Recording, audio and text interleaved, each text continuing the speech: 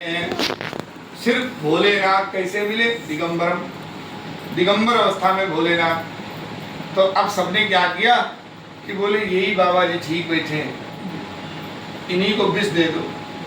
अब कपड़ों की प्रधानता क्या है? जैसे आप कपड़ा कोई पहन ले तो कोई साड़ी पहन ले तो उन्हें माता जी लोग कहेंगे, कोई सलवार कुर्ता पहन ले लोग बहन जी कहेंगे, और वही आजकल जो फैशन में हाफ पैंट और टी शर्ट चल रहा है तो लोग मैम कहेंगे, मैडम। ऐसे ही हम लोग अभी धोती कुर्ता पहने हैं तो लोग ब्राह्मण देवता कहेंगे, आचार्य जी कहेंगे। फिर थोड़ी देर बाद हम लोग हाफ पैंट टी शर्ट में आ जाए, लोग बउआ कहने लगेंगे, बेटा बउआ है, ये असर कह के बात करेंगे। फिर हम लोग अभी अवधूत हो जाए, लंगोटी लगा लें, राख लगा लें, तो हमको लोग बाबा जी कहने लगेंगे। तो ये क्या है? वासा प्रधानम, वस्त्रों की प्रधानता है। पैंट शर्ट ज्यादा कौन पहनता है? तो भिन्न भिन्न के रूप में हम लोगों की योग्यता सिद्ध हो जाएगी। अब से बारात जाते हैं तो थोड़ी देर के लिए कोट पैंट पहना जाता है, लेकिन पहने तो नहीं चुकेगा कंटिन्यू। तो भगवान भी कंफर्टेबल वाले कपड़े में रहते हैं भोलेनाथ। वहां सबने देखा कि कौन विष पी सकता है, बोले भोलेनाथ। क्यों? ये कपड़ों से जज कर लिया उन्होंने। वासा प्रधानम खलु योग्यताया, कपड़ों से उन्होंने जज किया कि मूर्ख कौन विद्वान कौन। कैसे? उन्होंने देखा पीतांबरम दीक्षदलौ तनूजाम, जब पीतांबर ओढ़े नारायण को देखा तो समुद्र से जो लक्ष्मी जी निकली वो नारायण को दे दी। और समुद्र जब भगवान ने देखा, समुद्र ने देखा दिगंबरम वीक्ष विषम समुद्रः, जब दिगंबर देखा भगवान शिव को तो विष पकड़ा दिया। देवताओं ने कहा माता भोलेनाथ ही पी सकते हैं। शंकर जी ने पार्वती जी की तरफ देखा कि देवी ये लोग विष लाए हैं, क्या करें? तो माता बोली पी लो, जगत के कल्याण के लिए आप कर सकते हो। तो उन्होंने मुख खोला, राम कहा, रा कहने से मुख खुला और माँ कहते बंद हो गया, तो उन्होंने कंठ में धारण कर लिया। तो जो अब इसका सार क्या? ये हो गई कथा। सार ये है, जो अपने विषैली बातों को जो हम लोग संसार में सुनते हैं उनको हृदय में नहीं ले जाना चाहिए और ना दिमाग में रखना चाहिए कि इन्होंने परसों हमसे 3 दिन पहले ये कहा था, और हृदय में अगर बात वो चली गई तो भी चुभेगी। विषैली बातों को कान से कंठ तक रखना चाहिए और थोड़ी देर में भूल जाना चाहिए। यही समुद्र मंथन की कथा। अब इसको जब विस्तार से लेंगे तो समुद्र जब मंथन में जब पहले विष निकला तो जीवन में जब हम लोग शुरुआत होती है तो बहुत कठिनता रहती है। विष के बाद क्या निकलता है? सीधे अमृत। विविध भाग के रत्न निकले, सूक्ष्म रूप में सुना दें, 14 रत्न निकले थे। तो सबसे पहले विष ही जीवन में है और जीवन अंत में संघर्ष करते हुए जीवन में अमृत की प्राप्ति होती है। अमृत की प्राप्ति में उन्होंने अमृत भी छीन लिया। जब अमृत छीना तो भगवान ने मोहिनी अवतार के रूप में उस अमृत को मुस्कान केवल राक्षसों की ओर है और अमृत पिला दिया देवताओं को। उसमें ध्यान दो कि मोहिनी मुस्कान के चक्कर में ज्यादा मत फंसो, अगर फंस गए तो तुरंत गए बुद्धि से। महिलाओं की तरफ 3 बार देखते समय ध्यान रखना चाहिए। वो झगड़ा कर रही हो तब ध्यान रखो अपना, है, क्योंकि झगड़ा करते हुए पुरुष की अकल मारी जाती है।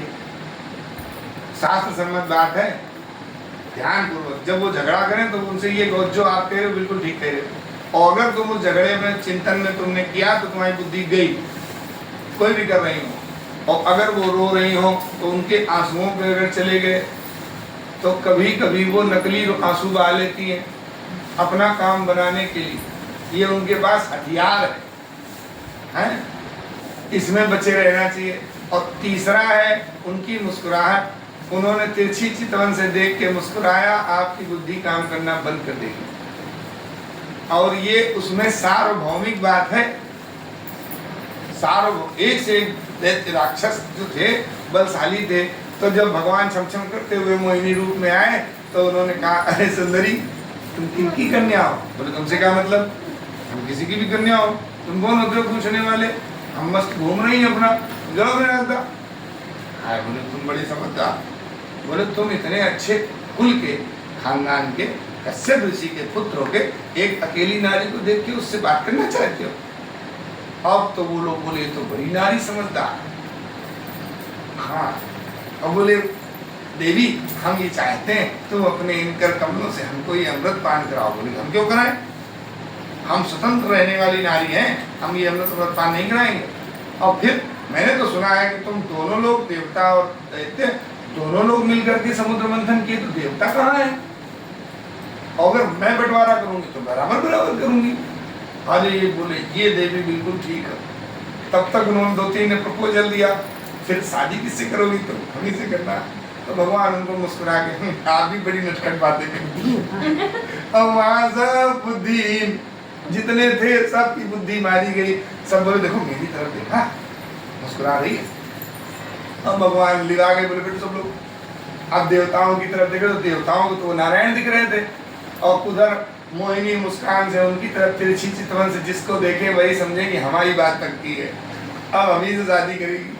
और यही भगवान देखते रहे। और जब वो राहु एक धूमकेतु नाम के बीच में बैठ गया, सूर्य और चंद्र के बीच में, जैसे ही वो बैठ कर पीने लगा तो सूर्य और चंद्र ने इशारा किया प्रभु राक्षस है। तब तक वो पी गया तो भगवान ने सुदर्शन छोड़ा और उसकी गर्दन कटी तो सब चिल्लाए, बोले ये थी नहीं ये था, हम ठगे गए हैं। तब वो शुक्राचार्य का मना किया था ये मोहिनी मुस्कान के चक्कर में मत पड़ा करो, लेकिन अब क्या हो सकता है, गए भगवान अंतर ध्यान हो गए। शिव जी ने कहा प्रभु आपका वही रूप हम एक बार देखना चाहते हैं। भगवान बोले चक्कर में मत पड़ो हैं।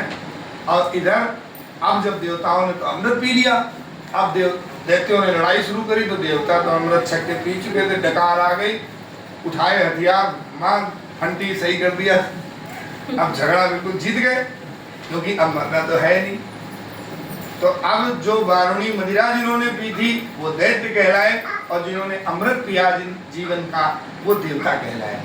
इसलिए हम सब लोग मनुष्य हो, हम लोगों की भी जीवन में अमृतस्य पुत्रः, हम लोग उसी अमृत की संतान है। अमृत की ओर हम लोगों को जाना है। हम लोगों की मदिरा नहीं पीनी है, और ना पीनी चाहिए, महापाप में आती है। वारुणी नाम की मदिरा भगवान ने उनको पिला दी थी, सब बदमस्त हो गए थे।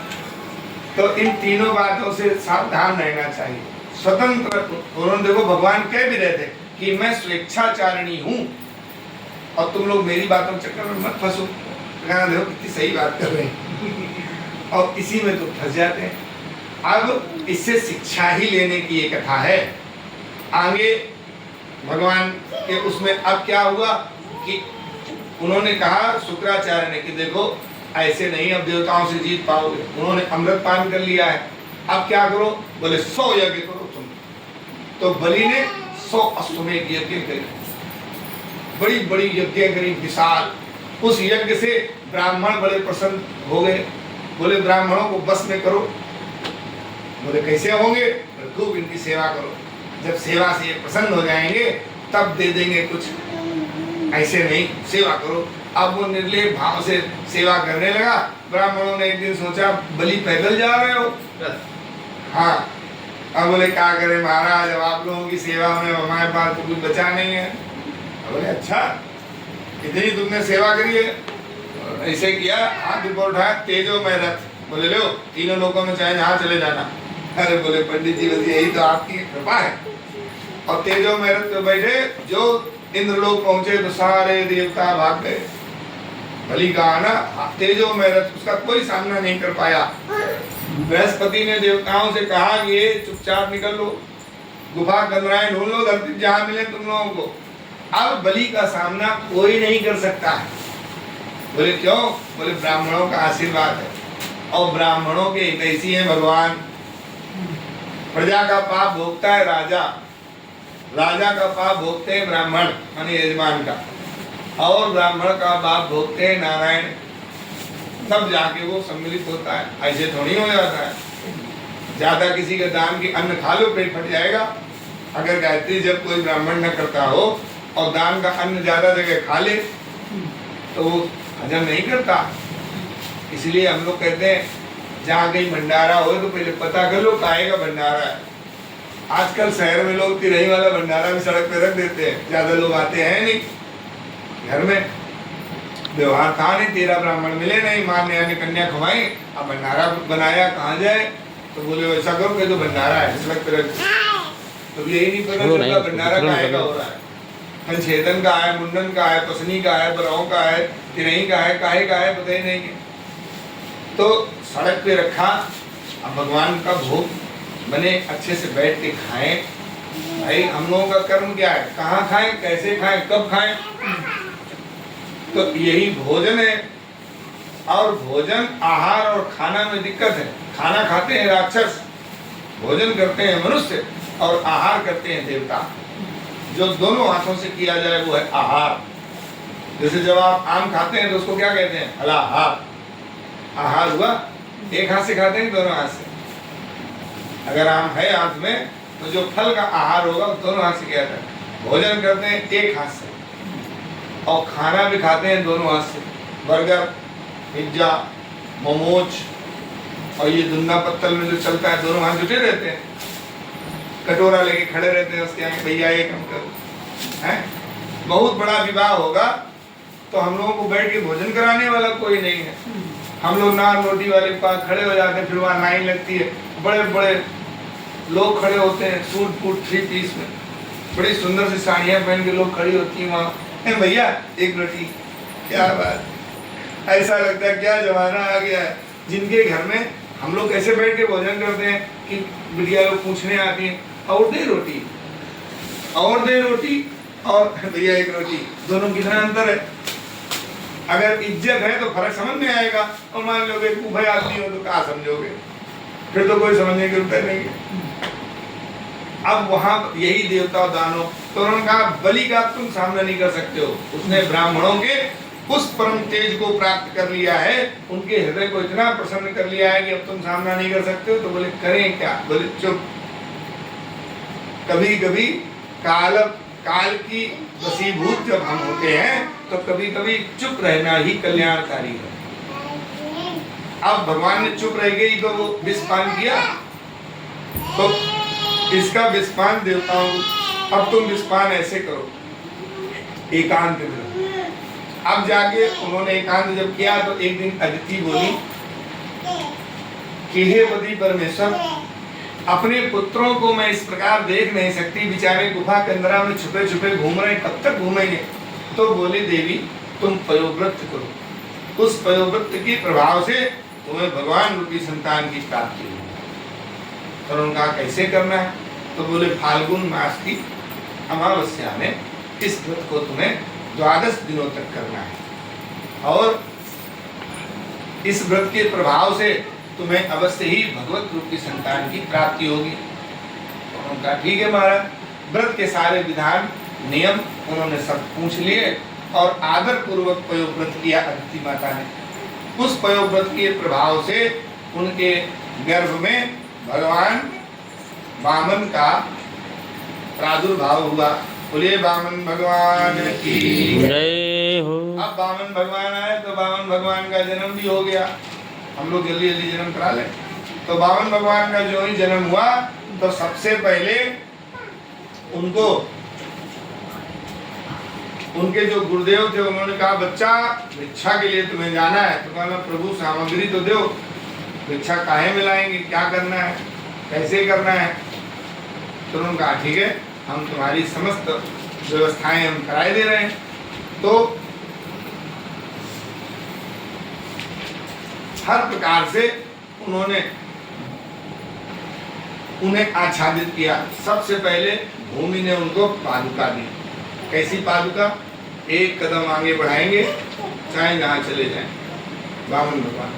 आकाश ने दिव्य छाता दिया, ऐसा वैसा छाता नहीं, बहुत दिव्य छाता। और उस दिव्य छाते को लेकर वो अपना खड़े हो गए मंडप के नीचे। माता ने पांव पूजे। आपने देखा होगा जनेऊ में जैसे पैर पूजे जाते हैं अपने यहाँ बालक के, तो जब माँ तिलक करती है पैर छूती है तब बालक कहता है भिक्षा दे। तो माता ने अन्नपूर्णा ने भिक्षा पात कर दिया। अन्नपूर्णा बन गई, माँ अपनी अन्नपूर्णा ही होती है। और ब्रह्मा जी ने अपना कमंडल दिया, बोले बच्चा ये लो कमंडल, हमारे भी चेला बनो तुम। कमंडल दे चेला बन गए। और ब्रह्मा जी के साथ माँ शारदा आई, उन्होंने दिव्य रुद्राक्ष की माला दी, बोले इसमें भगवान नाम संकीर्तन नाम जप किया करो। भगवान बोले बिल्कुल ठीक है। और यज्ञोपवीत बृहस्पति देव ने कराया। कुबेर ने भिक्षा पात्र में उनकी जो भिक्षा थी उस कुबेर जी ने भर दिया उनका खजाना पूरा। बोले ये लो महाराज, जब आप चाहोगे तो सब आपे का हो जाएगा। तो कुबेर जी क्या है? धन के रक्षक। कुबेर जी लक्ष्मी नहीं है, रक्षक है उस धन के। अगर हम लोगों ने कुबेर जी की सही उपासना न करी तो वो धन डाइवर्जन में चला जाएगा, इधर उधर, सही सदमार्ग में नहीं जाएगा, दान और उपभोग नहीं होगा, तीसरी गति नाश में खर्च कर देंगे वो। अब अन्नपूर्णा आसन सप्त ऋषियों ने उनको प्रदान कर दिया। इस प्रकार उन्होंने कमंडलुम वेदगर्भा कुशांता सप्तर्षयो ददुः अक्षमाला महाराजा सरस्वत्याभ्यात्मनः। सभी देवताओं ने उन्हें भांति भांति के उपहार भेंट किए। और बृहस्पति देव ने कहा कि बच्चा तुम हमारे चेला हो। बोले हाँ। बोले गुरुदेव का इतनी भिक्षा से काम नहीं चल रहा है। बोले गुरुदेव क्या चाहिए? यथेष्ट मांगिए। आपका यह शिष्य संसार की कोई भी ऐसी वस्तु नहीं जिसको देने में सक्षम ना हो, बस आपका आशीर्वाद मांगो। बोले बच्चा त्रिलोक की संपदा चाहिए। अरे बोले गुरुदेव अभी लाख देते हैं। किसके पास है? बोले बलि के पास। बोले बस इतनी सी बात, अभी ला के देते हैं।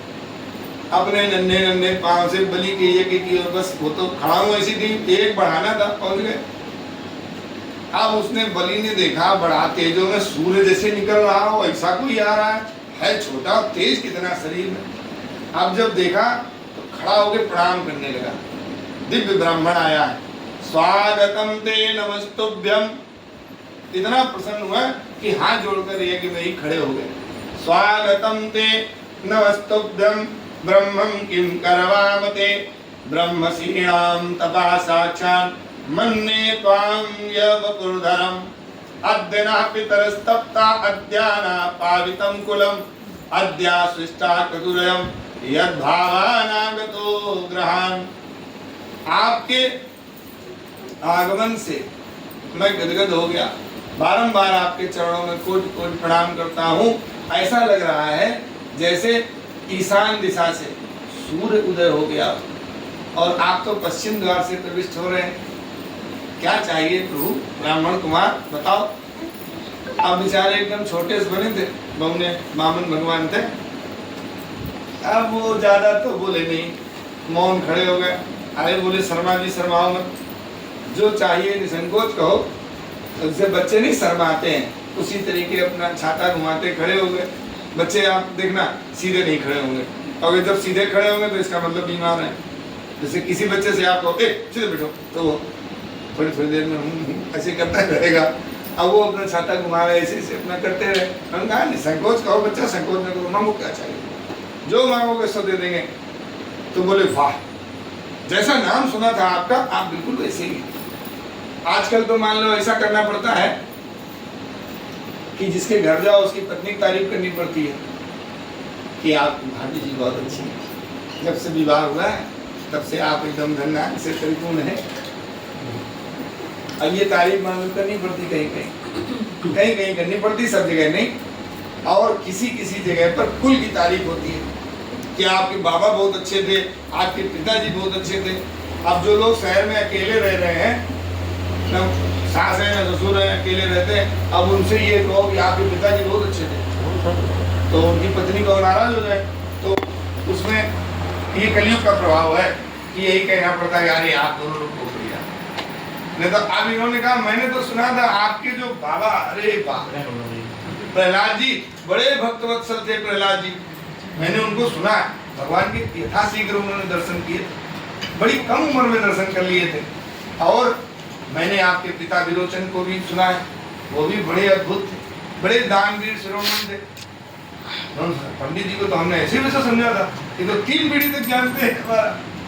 अब बोले फिर आपका भी क्या कहना महाराज, आज तक आपसे एक भी ब्राह्मण असंतुष्ट होकर नहीं गया। अरे बोले वाह महाराज, आप इच्छा करो प्रभु। अब तो वो और गदगद हो गया। वैसे तो मतलब कुछ ही रुपए दक्षिणा था। उन्होंने कहा आप बताओ प्रभु कि आपको क्या चाहिए, शर्माओ मत। ये तो जातो हिरण्याक्षस चरण्ये इमाम महिम प्रतिवीरम दिग्विजयम नाविंदते गदायुधा। अब भगवान ने सोचा कि 3 पीढ़ी से काम नहीं चलेगा, 1 पीढ़ी और ऊपर बढ़ाते हैं इसको। बोले आपके जो परदादा हिरण्यकश्यप थे, क्या अद्भुत तेज था। जब वो हाथ ऐसे कर देते थे तो दिशाओं के जो दिग्गज होते थे वो डर जाते थे। 10 दिशाओं में दिग्गज हाथी जो रहते हैं उनको दिग्गज कहते हैं। बोले वो डोल जाते थे।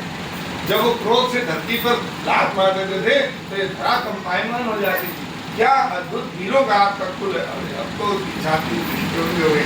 बोले अरे शर्मा जी आप बताओ पंडित, आप बस बोलो गाना बोलेंगे। अरे गाना आपके यहाँ जो उनके बड़े भाई थे हिरण्यकश्यप के, हिरण्याक्ष, क्या अद्भुत उनके अंदर शक्ति और सामर्थ्य थी। लोग तो किसी की लुटिया चुरा के भाग जाते, कोई बाल्टी चुरा लेता है। उनके जैसा तेजो में प्रतापी कुछ नहीं, पूरी पृथ्वी को हाथ में लेके भागे, पूरी पृथ्वी। अगर इतना बड़ा डॉन आपको आज तक कोई नहीं मिला होगा। छोटी मोटी चीज क्या चुराए। बोले रुको भगवान आएंगे जब मैंने पूरी पृथ्वी उठाई चले गए। बोले क्या अद्भुत वीरों का आपका परिवार रहा। अब बिल्कुल वो चरणों में बैठ गया। बोले प्रभु बस बात को आप जो चाहिए तो ले जाओ। भगवान बोले अब थोड़ा ठीक लग रहा है। अभी तक तुम खड़े थे, हम खड़े थे तो तुम ऊंचे पड़ रहे थे, अब तुम चरणों में बैठ पाए हो। अब हम तुमको बताते हैं कि तुमको देना क्या है। तो उन्होंने कहा कि देखो मैं बहुत संतोषी ब्राह्मण हूँ, ज्यादा कोई इच्छा नहीं है, 3 पग धरती चाहता हूँ और अपनी संध्या का आसन बिछा के पूजा करूंगा। अब तो हंसा। ये 4 जन्म तक बताते चले गए। अहो ब्राह्मण दायाय वाचस्ते वृद्ध सम्मताम तुम बालो बालिस्मति। तुम बालो, तुम छोटे हो। मैंने ये सोचा कि तुम छोटे हो लेकिन बातें बहुत बुजुर्गों जैसी करते हो। लेकिन अब जान पाया बालिस्मति, तुम्हारी बुद्धि बहुत छोटी है। स्वार्थम प्रत्यय बुधो यथा। तुम बालो बालिस्मति स्वार्थम प्रत्यय बुधो यथा। तुम्हारी बुद्धि बहुत छोटी है, तुम मांगने में शर्मा गए। अब हमसे मांगने आए हो तो 1 क्यूब तक तो मांग लेते कम से कम। अब इतने बड़े हैं। जैसे अपने यहाँ एक वो गोल्फ के जो खिलाड़ी हैं, तो गोल्फ में एक हॉकी का नाम भी गोल्फ होता है।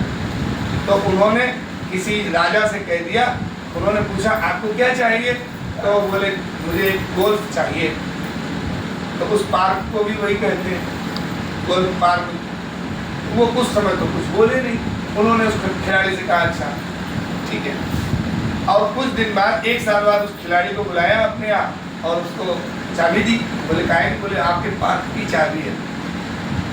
अब वो बोले महाराज हमने तो वो जो गोल्फ वाली स्टिक होती है उसका भी नाम एक गोल्फ होता है, उसमें कई तरीके की स्टिक होती है। तो बोले हमने तो वो मांगी थी। हम बोले मुझे सुनने में भेद हो गया, पार्क को भी गोल्फ कहते हैं। तो बोले मैंने सोचा पार्क तो मैं बनवा के देता हूँ। तो उस समय हाँ नहीं कर पाया और ना नहीं कर पाया।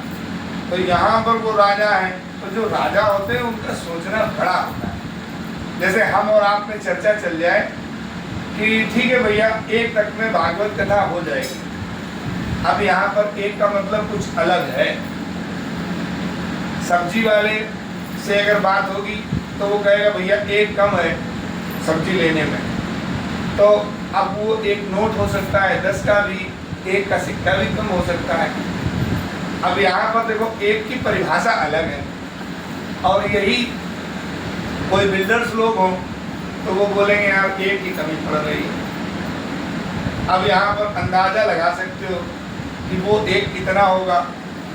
अब यही देश का सबसे धनाढ्य व्यक्ति कहे कि बस 1 की कमी आ रही है, तो वो 1 की परिभाषा अलग है। तो गिनती सब लोग कितनी बोल रहे हैं? 1। और परिभाषा अलग अलग है।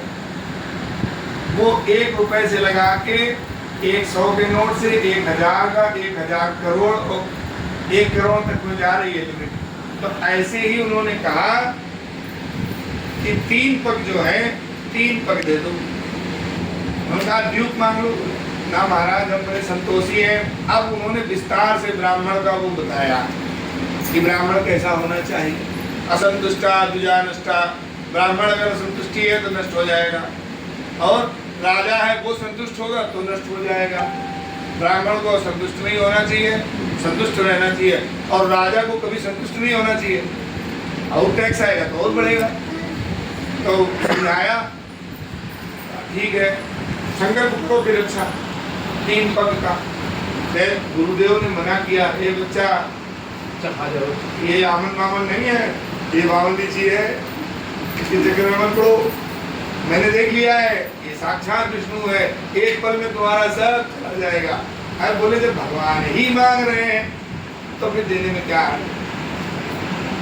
तो अब भगवान ने अपना कटोरा आगे बढ़ाया, बोले संकल्प करो, भजन बढ़िया। भगवान ने गाया, तेरे द्वार खड़ा भगवान, भगत भर दे रे झोली। बोला मैंने 3 बार कहा है दूंगा दूंगा दूंगा, अब गुरुदेव मैं पीछे नहीं हटूंगा। संकल्प किया, शुक्राचार्य को संकल्प में विरोध करते देखकर एक में कर दिया कि सबको एक निगाह से देखो, तुम गुरु हो, तुम्हारे लिए भक्त और भगवान एक जैसे होने चाहिए, अनादर किसी का मत करो। एक नयन हो गए शुक्राचार्य जी, और पूरी पृथ्वी का उन्होंने 3 पग भूमि दान का संकल्प लिया। भगवान ने पहले पांव में पूरी पृथ्वी खत्म, दूसरे पांव में सब आकाश गंगा में छिद्र हो गया। ब्रह्मा जी ने चरण धो लिए। उसी समय डुगडुगी लेकर जामवंत जी ने भगवान की 7 प्रदक्षिणा कर दी। सुंदरकांड में बात आती है, बलि बांधत प्रभु बाढ़ेउ, सो तनु बरनि निजाई, उभय घरी मादीनी, 7 प्रदक्षिण धाई। उभय घरी में 7 प्रदक्षिणा, क्या स्पीड रही होगी, आज तक कोई विमान ऐसा नहीं होगा। अद्भुत गति से डुगडुगी बजाते हुए इतना तेज दौड़े कि समस्त लोकों में, पूरे 14 भुवनों में भगवान के दोनों चरण थे, तीनों लोकों में। तो उसके 7 परिक्रमा करके और खड़े हो गए। ब्रह्मा जी ने चरण धोए, गंगा जी का निर्मलोदक गंगा जल बन गया, अपने कमंडल में कर लिया, कावेरी नदी और गंगा के रूप में चरण और पांव धोया। एक अंगूठा धोया, जो अंगूठा आकाश गंगा में जो छिद्र हो गया तो उससे अंगूठा धो लिया, फिर भगवान का पांव धो लिया। तो दूसरी कावेरी नदी, वो भी भगवान के कमंडल में रहेगी। बाद में वो अगस्त मुनि को दे दी थी। तो उस प्रकार से भगवान ने कहा, ये बलि अभी बताओ तीसरा कहाँ रखें। बोले प्रभु अभी हम हैं ना, ऐसा काम करो, हमारे सर पे रख दो तीसरा पाँव। अब जितना बड़ा सर है उतना ही बड़ा रखना, अभी तो पाँव इतने बड़े बड़े थे हैं, आज जो 3 बता रहे थे अब थोड़े ज़्यादा बड़े बड़े हो गए। तो एक काम करो, जैसा सर है वैसे ही पाँव रखना। और भगवान ने पाँव रख दिया, तीसरा हो गया। अब भगवान ने क्या किया कि उन्हें देखा कि युद्ध कर रहे हैं सब, नंद सुनंद सब झगड़ा करने लगे। तो भगवान ने गरुड़ पास में बांध लिया कि तुम दान पूरा नहीं कर पाए। ये तो हो गया दान।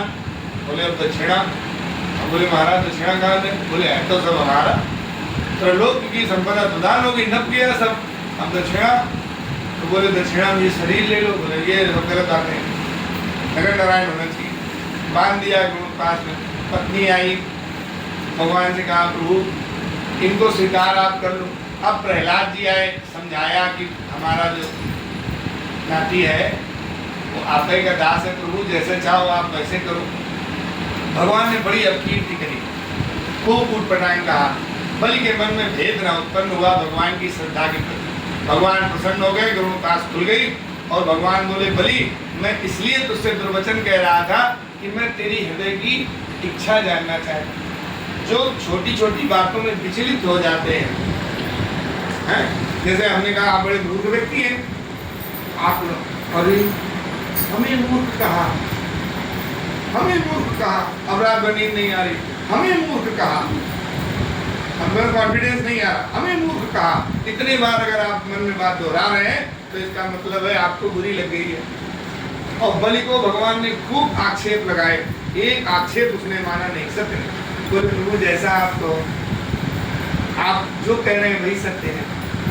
मैं आपका हूं, बस इतना जानता हूं। भगवान अंत में प्रसन्न हुए और बलि को कहा तुम सकल लोक का राज्य करो, मेरी कृपा से जिस द्वार की तरफ देखोगे मैं तुम्हें गदा लिए खड़े करूंगा। तो जिधर बलि और प्रहलाद देख दे, प्रहलाद जी को भी कहा सुतल लोक में जाओ। जिधर देखे आज बलि के भवन में भगवान द्वारपाल के रूप में खड़े हैं। तो भगवान को कोई संबंध जोड़ ले, भगवान खुद अपने लिए कुछ भी बन जाते हैं। भगवान अपने प्रिय भक्त से सदैव क्या कहते हैं, मैं तुम्हारे ऋण से ऋण नहीं हो सकता है। हनुमान जी से भी यही कहा, सुनो सुत तो ही ऋण मैं नाही, हे पुत्र मैं तुमसे ऋण नहीं हो सकता। और आजकल हम लोग कैसे हो, हम लोगों में किसी का पांव टूट जाए और 15 दिन कोई सेवा कर जाए तो जाते समय जिसका पांव टूटा था वो क्या बोलेगा, अगर तुम्हें भी कोई दिक्कत हुई तो हम भी ऐसे ही आएंगे तुम्हारे पास। मतलब जब तुम्हारा पांव टूटेगा तब हम भी आएंगे। इसलिए बड़ा सावधानी से सेवा करना किसी, नहीं तो वो ये कहे जब जैसे किसी का पैसे ना हो, मान लो हमने उसको पैसे दे दिए और बोला आपको भी अगर कभी कोई दिक्कत हो तो मान लो हमारे अकाउंट में अभी 2-4 लाख हैं और जब 2-4-5 हज़ार भी ना हो तब हम उसे मांगने जाए, इसका मतलब ना हो। तात्पर्य समझे। अगर वो ये कहे कि हम आपके इस उपकार के ऋणिया बने रहे, भगवान न करे आपकी तरफ कभी ऐसी कोई दिक्कत आए, तो समझो जो उपकारी व्यक्ति है उपकार को मानेगा और वो कहे नहीं ऐसी समस्या जब तुम पर आएगी, हाँ आज हमारी अम्मा मरी तो तुमने हमारी मदद करी, जब तुम्हारी मरेगी तो हम तुम्हारी मदद करेंगे, तो क्या करता हूँ मैंने भैया हमारी जल्दी। ऐसे ही लोग बहुत संसार में जो प्रति उपकारी। भगवान क्या कह, प्रति उपकार करो का तोरा सन्मुख न हो सके मन मोरा। मेरा तो मुंह आंखें तुम्हारी तरफ देख नहीं पा रही हैं, हम तो तुम्हारे इतने ऋणी हैं, हम तुम्हारा क्या प्रति उपकार कर सकते हैं। और संसार के लोगों को देखो प्रति उपकार करने के चक्कर में क्या बोल जाते हैं, जानते नहीं है कि तुम्हें कोई दिक्कत हो तो बताना हम भी तुम्हारी मदद करेंगे। अरे काहे हमारे ऐसे नंबर आए, लेकिन ना उनको यही तीर मारना है। तो यही भगवान से बात सीखने और समझने लायक। आज भगवान ने बलि को अपना सर्वस्व अर्पित कर दिया। बोलो भक्तवत्सल भगवान की जय। फिर मत्स्यावतार के रूप में भगवान ने इस जब हयग्रीव सारे वेद चुरा ले गया, ब्रह्मा जी के उसमें सृष्टि सोने चली गई, तब मत्स्यावतार में भगवान ने उनसे राजा से कहा कि देखो आप एक काम करो, मैं ये चाहता हूँ, शुरू से सुना है कि चाक्षुष मनवंतर में भगवान ने मत्स्य अवतार लिया। राजा सत्यव्रत थे, नदी में जल सूर्य भगवान को दे रहे थे। जैसे उन्होंने देखा एक छोटी मछली आई, बोली राजन मेरी रक्षा करो, वो घर ले गए, वो इतनी बड़ी होती गई कि वापस समुद्र में छोड़नी पड़ी। जब वापस समुद्र में छोड़ी तो उन्होंने कहा आप इतनी जल्दी जल्दी लंबे चौड़े हो रहे हो, ऐसा तो कोई मत्स्य मैंने अभी तक नहीं देखा, आप अवश्य ही भगवान हो। तो भगवान प्रकट हो गए, बोले हाँ राजन